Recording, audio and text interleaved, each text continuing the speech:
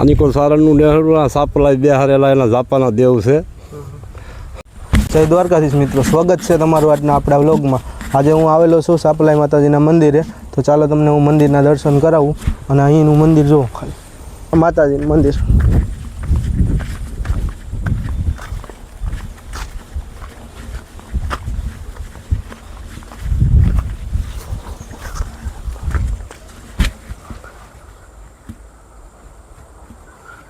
જો આ મંદિર છે અને જો અહીંયા માતાજી દીકરા પણ દે, જો તેનો ફોટો પણ મૂકી દીધેલો છે અહીંયા, જો તમે ખાલી.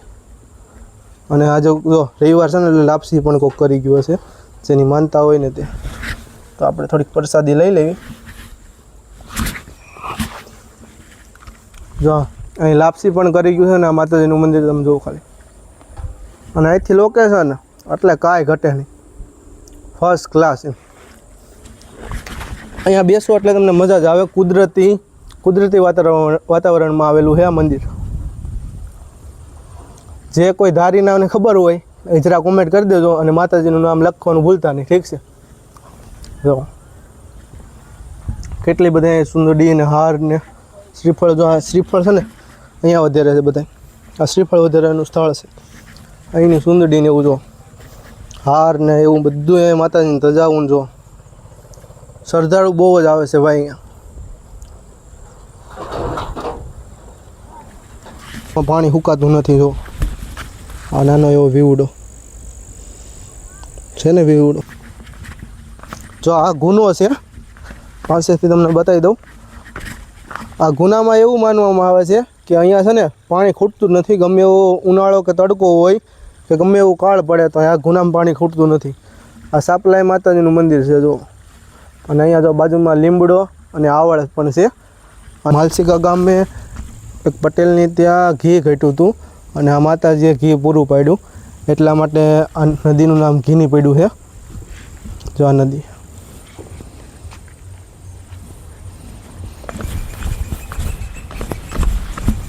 અને અહીંના પથ્થર જુઓ તમે ખાલી, છે ને રહસ્યમય બધા.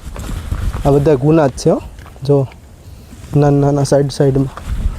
અને અહીંયા એમ કહેવાય છે કે નેહડા પણ હતા, તમને એ પણ બતાવી દઉં.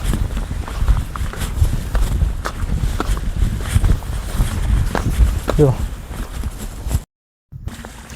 અને આ માતાજીને ખોડિયારમાં તરીકે પણ બધા લોકો માને. ધરવાનું છે અહીંથી સાલા ઉખેડવાના અને ત્યાં વધેરવાનું.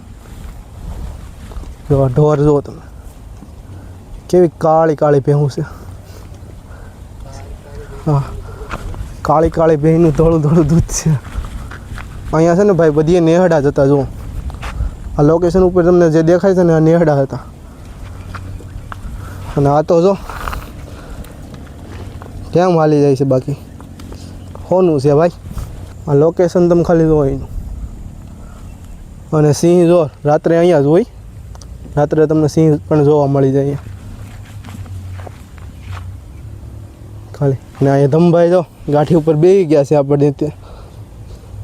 આપણો ભાઈ સપોર્ટ કરે છે વિડીયો બનાવવામાં અને વ્લોગ બનાવવામાં મદદ કરે છે, એટલે એની પણ આઈડી હું મેન્શન કરી, એની પણ આઈડીને સબસ્ક્રાઈબ કરી દેજો.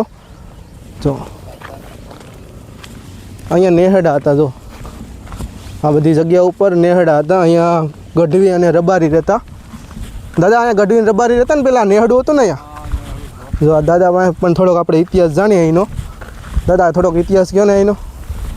પેલા તો ને ભાઈ અહીંયા નેહડું હતું, આગળ સારણનું નેહડું હતું. હાલી પકડો. હા બોલો. આની સારણનું નેહડું સાપલા બે હારેલા એના જાપાના દેવ છે. આમાં કાંઠે નેહડું અને આ આવડું ખંડેરવાળું કહેવાય નેહડું. આગળ પેલા નેહડું હતું. અહીંયા બધી આગળ ને નેહડું હતું. અને હજી એક નેહડું છે, ઓલી બધું છે ને નેહડું એક. હા, એ ભેગું છે. જય ઠાકર દાદા. જય ઠાકર. હારી. હા, પ્રેમપરા. અમે અહીં રહી મેળીમાં મંદિર પણ. તો મિત્રો સાંભળ્યું ને, આ જૂનવાણી સાપલાઈ માતાજી અહીંયા બેસાડેલા છે. જો આ મંદિરોને બહુ જૂનવાણી છે અને અહીંયા બધી નેહડા હતા. જો તમે ખાલી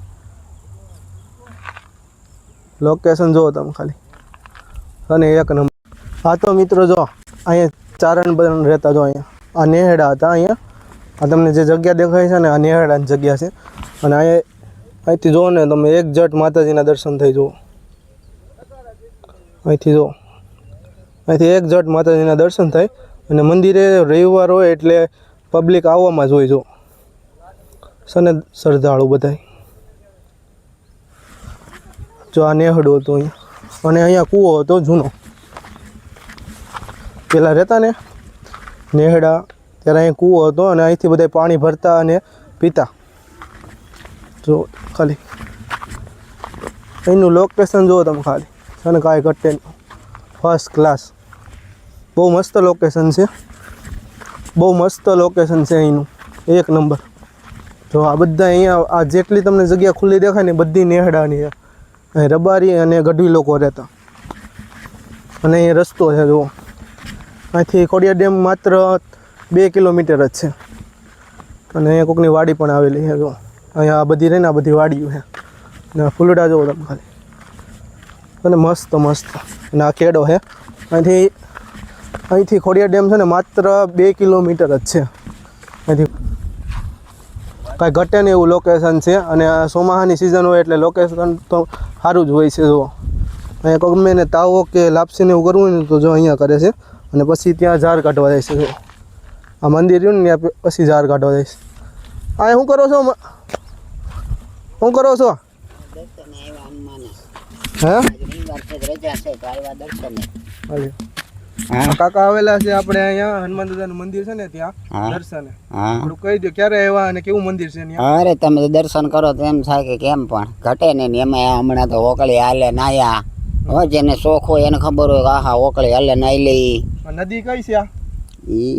ઘીની લગભગ ઘીની.